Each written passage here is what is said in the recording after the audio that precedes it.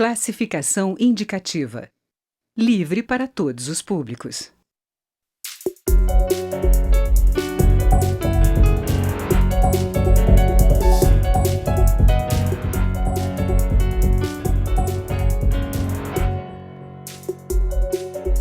Olá!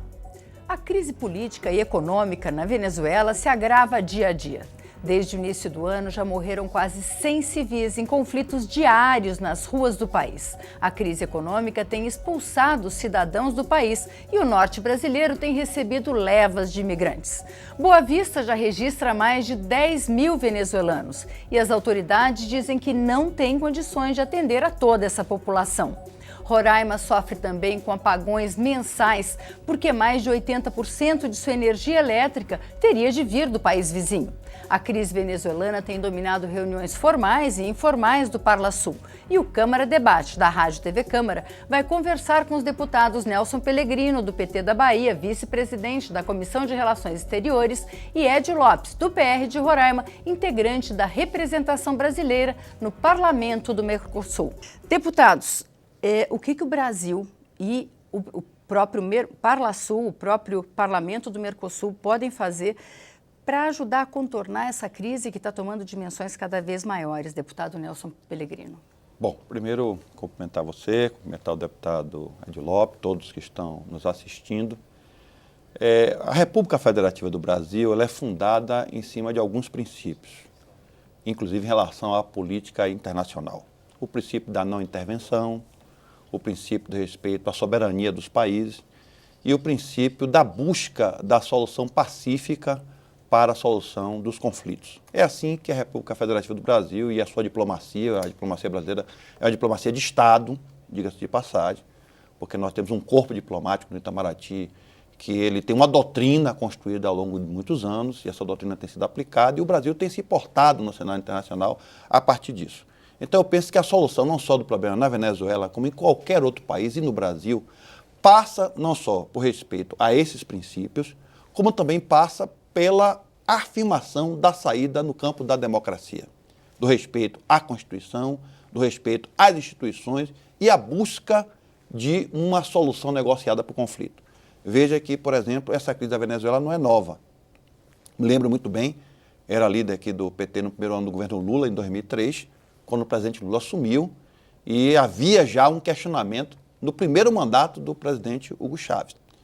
O governo brasileiro criou a Comissão de Amigos da Venezuela, uma série de países da América aqui do Sul, coordenado pelo Brasil, que buscou uma solução negociada, uma solução constitucional e democrática, e se contornou o problema naquele momento. O que acontece na Venezuela é um processo aberto de luta política, onde não há um respeito às normas da democracia, não há um respeito às normas do jogo democrático, há um confronto aberto, com morte, inclusive, de quase 100 civis, lamentavelmente, com reflexo de instabilidade não só na Venezuela, mas como também com reflexo, inclusive, na região, levando, inclusive, essa diáspora de alguns venezuelanos para o território brasileiro, inclusive para o estado de Roraima.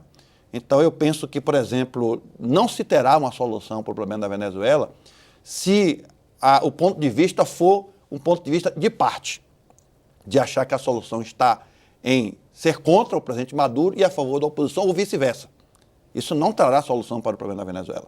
Me parece, inclusive, que a OEA foi muito nessa linha, infelizmente.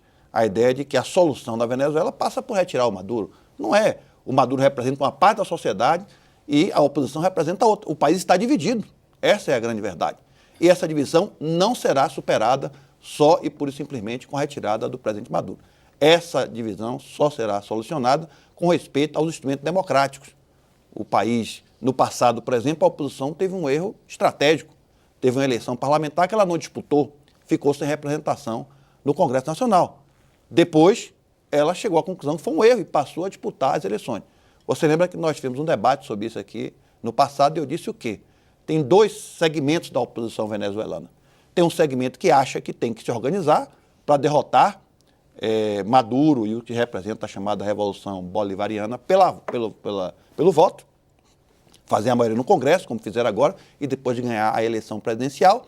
E tem um segmento que não concorda com isso, que acha que tem que derrubar Maduro, que não tem que esperar a eleição e que tem que derrubar Maduro. Então, isso é o que acontece nesse momento, infelizmente, na Venezuela. Deputado Ed Lopes, como é que o senhor vê a questão? Como é que o senhor vê a posição aí do Mercosul? No Mercosul, a Venezuela está sendo, inclusive, questionada com relação aí à cláusula democrática. Eu sei que esse debate existe no seio aí do parlamento. Como é que o que o Brasil pode fazer, o que o Mercosul pode fazer para mediar esse conflito? Até o Papa já tentou. Veja bem, o colega deputado fez referência a 3 princípios fundamentais da política externa brasileira. O problema é que a Venezuela não reza nessa mesma cartilha. A grande questão hoje é responder a seguinte questão: a Venezuela quer receber a ajuda dos seus parceiros, principalmente os latino-americanos? Eu diria que não. A Venezuela hoje se fechou. O grande problema da Venezuela é que existe uma grave, profunda crise, tanto na economia, na política e no social, e a Venezuela quer passar para o mundo que lá é um reino de tranquilidades. E eu dou um exemplo. Recentemente, o governador do estado de Ciudad Bolívar, que é o estado fronteiriço com Roraima, esteve numa visita oficial ao governo de Roraima, a governadora Sueli. E lá, lógico, foi levantada a questão dos migrantes venezuelanos que estavam em Boa Vista. E a governadora convidou o governador para ir visitar um desses acampamentos. O governo recusou de uma forma até não muito diplomática. Por quê? Porque eles não admitem que cidadãos venezuelanos estão sendo tangidos pela fome, pelo confronto político que reina na Venezuela e estão vindo para outros países, no caso o Brasil. Nós temos a oferta do governo brasileiro de dezenas e dezenas de toneladas de medicamentos que não se encontram na Venezuela, uma doação do governo brasileiro. E a Venezuela se recusa a receber esses medicamentos, porque a Venezuela impôs que a distribuição desses medicamentos deveria ser feita pelas Forças Armadas do país, que lá tudo tem Força Armada no meio. O governo brasileiro, lógico, não aceitou e propôs que esses medicamentos, que são medicamentos para diabéticos que estão sem medicamento na Venezuela, são medicamentos para pessoas que têm cardiopatias que não têm medicamentos, são medicamentos para combate e tratamento ao câncer que não tem na Venezuela, e o governo venezuelano insiste em dizer que não passa por essa crise. Este é o grande problema da Venezuela, é aceitar que os seus parceiros, que os seus vizinhos façam uma cooperação com a Venezuela. Nós temos na Venezuela um perigo que poucos querem admitir, mas que é real. A Venezuela hoje representa um perigo à paz do continente sul-americano. É um país que, no primeiro e segundo governo do Chávez, desenvolveu uma política armamentista sem precedente na América, pelo menos num momento único, onde, num acordo com a então União Soviética, com a Rússia, a Venezuela comprou um arsenal militar que nenhum outro país sul-americano comprou de uma só vez. Então, além disso, nós temos as chamadas guardas bolivarianas, ou sei lá, tem uns 2 ou 3 nomes. As milícias. Que para nós são milícias, e são milícias na essência do termo. O que é essa guarda bolivariana? São civis, taxistas, pedreiros, donas de casa, agricultores, que nos finais de semana iam para os quartéis fazer treinamento militar com fuzis de combate militar, com todas as técnicas de guerra e guerrilha, e na segunda-feira voltavam para suas casas com uma bolsa de aproximadamente $100. Alguém diz que esses milicianos mais ou menos 50 mil, outros dizem 300 mil. Este é um número que o governo venezuelano guarda às 7 chaves. Quer dizer, a Venezuela hoje passa por uma instabilidade não só econômica, política e social, mas também eu que estou na fronteira sou testemunha de que a Venezuela hoje é um grande perigo para a paz da América Latina. Deputado Nelson Pellegrino, o senhor citou a questão da oposição na Venezuela, que o senhor fala que é uma parte da oposição que quer tomar o poder pela violência. a Anistia Internacional cita essa mesma questão que o deputado Edio Lopes falou, que o uso das milícias populares para intimidar a população. Por outro lado, existem outras organizações que são violações de direitos humanos. Houve 2 episódios graves de conflitos entre poderes na Venezuela. Uma foi a invasão do parlamento por grupos de apoio ao presidente Nicolás Maduro e o conflito do presidente com o Ministério Público na Venezuela, em especial com a Procuradora-Geral. O governo também não está assumindo uma posição belicosa. Quer dizer, não está se armando um conflito nesse país aí generalizado, tanto de oposição quanto do próprio governo? Olha, eu quero sustentar um ponto de vista que eu aqui sustentei da última vez que estive no debate. Ali na Venezuela não tem bonzinhos e mauzinhos. Há uma luta aberta, clara, onde as mesmas armas são utilizadas pelo governo e pela oposição.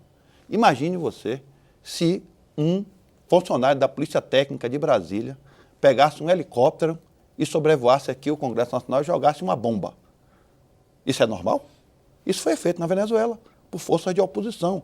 O mesmo cidadão não fez nada. O mesmo cidadão, inclusive, está dizendo que vai continuar pegando em armas contra o governo. Pegando em armas contra o governo. Aí é preciso identificar qual é a origem dessa crise toda. A Venezuela é um país que está assentado em cima de uma grande reserva petrolífera, sempre foi e é um dos principais fornecedores de petróleo para os Estados Unidos, sempre teve uma elite vinculada aos interesses dos Estados Unidos e o governo Chávez, a chamada Revolução Bolivariana, interrompeu esse ciclo. E o governo Chávez passou a fazer uma política, inclusive, de distribuição dessa riqueza do petróleo para a parcela mais carente da população. Tinha uma elite local que tinha tudo, vivia muito bem, vivia, inclusive, não só local, mas também muitos que foram para lá, entendeu? E a partir disso aí, o governo Chávez começou a inverter a prioridade da distribuição desse recurso. Tudo ia muito bem, enquanto o petróleo estava a $90 o barril. Quando o petróleo caiu para $20 o barril, a Venezuela, que só tem praticamente petróleo, isso refletiu na economia do país, refletiu na possibilidade, inclusive, do Estado continuar bancando uma série de políticas sociais que incluíram significativamente na Venezuela. Associe-se a isso ações externas e externas patrocinando a instabilidade política do país, inclusive tentando derrubar. Teve um golpe de Estado na Venezuela, não sei se você lembra disso, né? O presidente Maduro, o presidente Chávez, legitimamente eleito, foi destituído por setores do Exército e esse golpe foi, evidentemente, abortado e ele voltou ao poder. E, diga-se de passagem, o Chávez ganhou todas as eleições, não foi pela via militar que ele chegou a presidente da República, não, ele ganhou as eleições, como o Maduro também ganhou, uma eleição inclusive que foi questionada, que foi auditada, e aí volta a dizer, qual é o problema da Venezuela? Você tem um segmento da população que não aceita essa política e quer derrubar o governo. Essa que é a questão fundamental, e quer derrubar com métodos, inclusive, violentos, com métodos de respeito à democracia. Então, o que fez lá, e aí você tem o bolivarianismo, tem uma concepção de autodefesa, inclusive, do Estado. Não estou querendo discutir nem defender, mas eles têm essa concepção. Assim como a oposição lança a mão, né, de determinados instrumentos, eles lançam a mão também. Me parece, e eu quero aqui sustentar essa posição, que nós não vamos solucionar o problema da Venezuela pelo caminho que está lá. Pelo caminho do incentivo à luta aberta, entendeu? Para derrubar o governo, manter o governo e cada um usando as suas armas. Eu penso que a Venezuela tem que passar por um processo civilizatório de respeito às instituições. O Congresso Nacional, o Judiciário, né, a presença da República, e tem que se estabelecer regras democráticas de disputa de projetos. Cada um vai lá e apresenta à população o seu projeto e a população decide qual é o rumo que quer dar efetivamente ao país. Eu acho que não há um respeito a isso. Não há respeito a isso. E aí sim. Agora, se for pegar por alguns organismos internacionais, respeito muito a Anistia Internacional, se for ver, por exemplo, a Anistia Internacional tem uma série de observações sobre o Brasil. Acaba de acontecer uma chacina no Pará, ontem foram presos 9 dos 13 policiais que participaram dessa chacina. Então, é como se lê, volto a dizer, ali não tem essa história de que um lado é o mocinho, o outro lado não é, que tem os bons e tem os maus. Aí é uma luta clara, aberta, de classe, onde tem concepções opostas de como conduzir os rumos da Venezuela. E a gente vai fazer um intervalo e volta com a resposta do deputado Edio Lopes. Até daqui a pouco.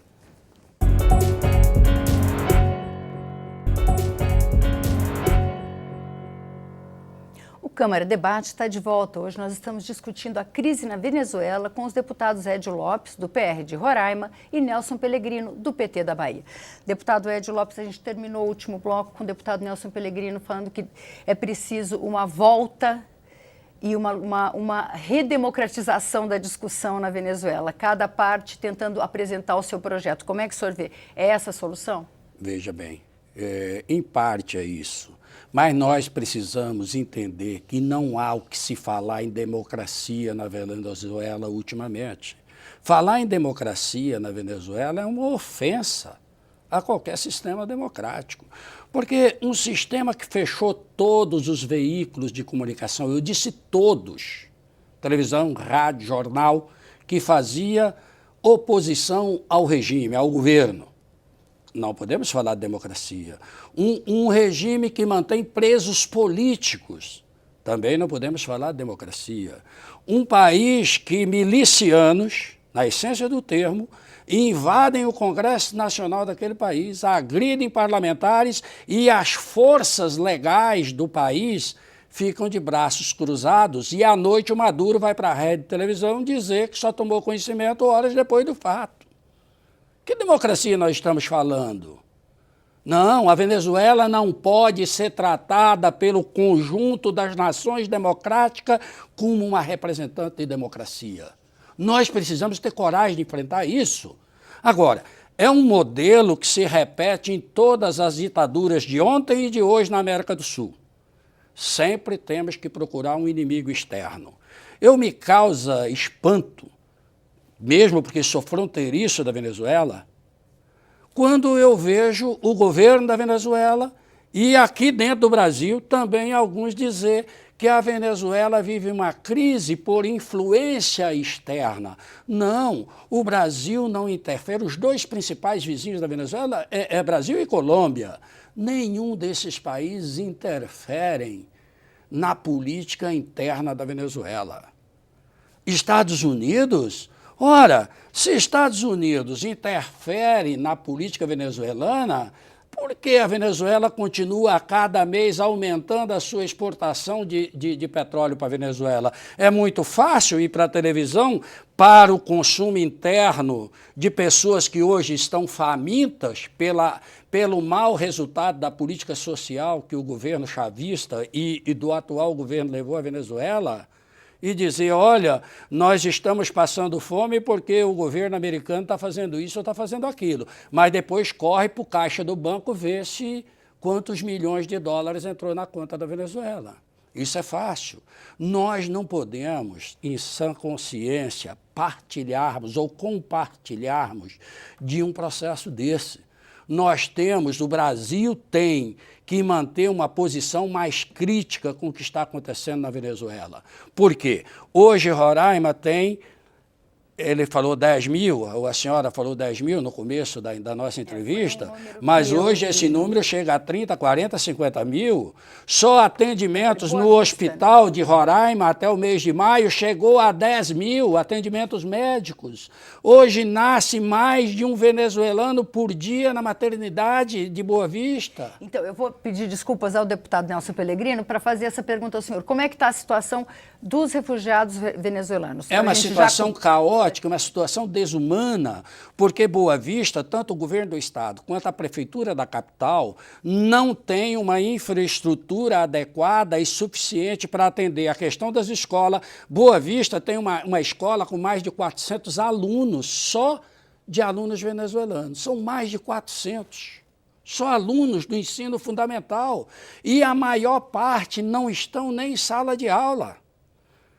Hoje, não há recanto de Roraima que a senhora vá que não tenha um prostíbulo, nas agrovilas que não existiam isso. Explorado por maus brasileiros, faço esse registro.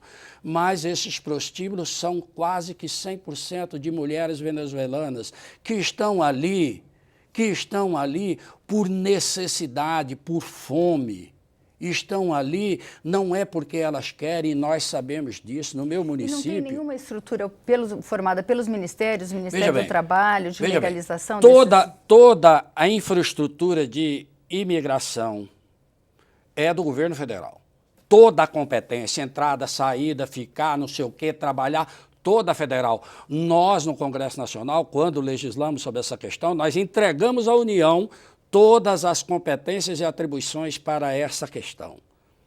E o governo federal, até agora, tem feito ouvidos de mercador. Recentemente foi lá o ministro da Justiça, foi o presidente da FUNAI, porque nós temos um problema mais sério, que é a questão indígena, que ninguém está falando. Nós temos hoje milhares de indígenas da Venezuela em Boa Vista, com um problema mais sério ainda, porque são indígenas distantes da fronteira que foram, sei lá por que razão, carreados para Roraima e que não falam português e tampouco espanhol. Deputado Nelson Pellegrino, como é que a gente pode receber? Quando a gente recebeu os haitianos pelo Acre, o governo montou toda uma estrutura de recepção, o Ministério do Trabalho, a Polícia Federal, para receber essas pessoas e dar algumas condições, para eles terem condições de procurar trabalho no Brasil. Como é que o governo brasileiro pode receber essas pessoas? No caso do Haiti, aconteceram dois fenômenos. Primeiro, o governo brasileiro estabeleceu uma cota, né, porque nós tínhamos uma missão humanitária lá, mas essa cota foi extrapolada em função do agravamento do conflito, e porque o Brasil é um país que, na época, era um país muito atrativo. Nós somos o principal país do continente sul-americano, né? Então, as pessoas vêm para aqui porque acham que tem oportunidade. Mas o fenômeno que acontece, tanto no Haiti como acontece na Venezuela, é fruto de um momento de conflito. Foi um conflito, veja bem, é o caso da Síria, por exemplo. Você tem lá um governo, que o pessoal diz que tem um ditador, tem o EI, que é uma organização terrorista que mandou uma parte do país, foi desalojado, isso gerou um deslocamento populacional muito grande, e você vê pessoas da Síria no mundo inteiro, principalmente na Europa, criando problemas, inclusive, né, deslocamento populacional de 500 milhões de pessoas sendo deslocadas, não só internamente, mas como também para outros continentes. Então, o que eu estou sustentando justamente é isso. É um equívoco achar que o problema da Venezuela será resolvido derrubando o Maduro. Mas como é que a gente vai receber essas Não, pessoas a primeira coisa que o Brasil está recebendo? Veja bem, Existe mas um a primeira coisa problema que eu estou alertando é que nós temos que não ficar combatendo a febre. A febre nós temos que dar o remédio. Mas a febre é fruto de uma doença. Mas e essa doença é o conflito. Quer beber o remédio? O conflito que nós temos na Venezuela. Mas eu estou dizendo que eu acho que esse remédio, que está sendo alguns que acham que é o remédio, não é o remédio. Porque acha que derrubando Maduro vai resolver o problema. Não vai. O conflito está instalado. Existem duas visões de mundo de como conduzir a política venezuelana, como conduzir a economia venezuelana. Nesse momento, há um lockout na Venezuela. O que é o lockout? É uma greve de patrões. Há um desabastecimento patrocinado por empresários também. Então, é um conflito aberto. Há um conflito, inclusive, nesse momento, na minha opinião, inconciliável. As duas partes resolveram usar as suas armas, uma para manter-se no poder e a outra para deslocar o poder. Então, o que acontece? Então, nós temos um conflito. O Brasil, dentro dos princípios que regem a República Federativa Brasileira, ele tem que atuar? Tem. Tem que contribuir para poder... é receber os refugiados, pois é, né, isso, deputado? claro, porque nós temos uma lei, inclusive, em relação a isso. Então, a primeira coisa, o Brasil, como é que o Brasil atua? Ele atua na busca de uma solução pacífica para o conflito. Essa é a primeira questão. Segunda questão, nós temos um problema humanitário. Qual é o problema humanitário? Nós temos 30, 40 mil pessoas num estado que não tem infraestrutura para receber essas pessoas. Aí a União Federal, assim como na época nós, inclusive, discutimos isso, ela ajudou o governador do Acre, né, a montar uma infraestrutura, uma política, inclusive, de distribuição desses refugiados pelo Brasil. Diga-se de passagem, a mão de obra haitiana é uma excelente mão de obra. Coisa que não acontece com o venezuelano está chegando no Brasil. Atestado, uma excelente mão de obra, atestado por muitos. Em milhares pode ter um ou outro, claro, como tem em brasileiros também. Agora, é preciso haver uma ação humanitária. Então, nesse sentido, o Estado de Roraima não tem infraestrutura para absorver esse problema social, esse problema de deslocamento em função de um conflito. Então, a União Federal é quem tem que apoiar o Estado no sentido de criar essa infraestrutura. Não só de acolher aqueles e até, se for o caso, repatriar aqueles que querem voltar, né, e também solucionar no problema da doença e não da febre somente. Então, volto a dizer, é um problema grave, é um problema complexo, não é fácil, entendeu? O que nós estamos vendo na Venezuela. Não é um problema que vai ser resolvido a curto prazo, na minha opinião também. Infelizmente, falo isso com tristeza, não falo com alegria. Há um conflito aberto de classe lá, né? Onde há um grupo que está no poder e outro grupo que é deslocado do poder. E esse conflito vai permanecer. Por isso, é preciso que haja uma ação no sentido de buscar a normalidade democrática. Eu não estou dizendo que a Venezuela vive um período democrático, não. Eu acho que não vive. As instituições estão, né, abaladas. Estão abaladas. Há um conflito aberto. Acho eu, e essa é a minha opinião, porque eu tive há muitos anos atrás na Colômbia, que está dando um exemplo ao continente. Eu estive na Colômbia há algum tempo atrás, quando você tinha uma luta aberta. A Colômbia buscou o quê? O caminho da conciliação e o caminho da democracia para solucionar a sua histórica luta que acontecia lá. A diferença, deputado, é que o governo da Colômbia, o governo e a instituição promoveu essa pacificação. Pois é. E nós não vemos a mesma coisa na Venezuela. Acho que essa é a busca da a gente pacificação. vai torcer para dar certo. Muito obrigada, deputados. O Câmara Debate termina aqui. Você pode rever ou compartilhar este ou outros programas na nossa página câmara.leg.br/Câmara Debate. Você também nos acha no YouTube. Obrigada pela audiência e até a próxima.